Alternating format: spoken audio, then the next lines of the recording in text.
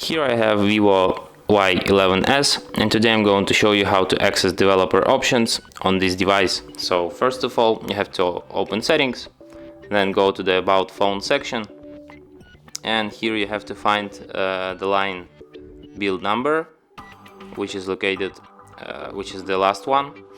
And what you have to do next is to tap it with your finger several times like this until you get the message you are now a developer. And now here at the system section you can find developer options.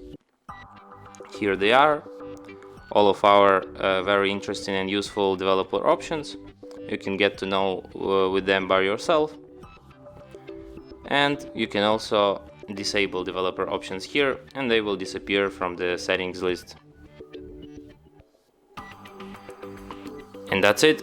Thanks for watching. If you find this tutorial useful, don't forget to hit that like button and subscribe to our channel.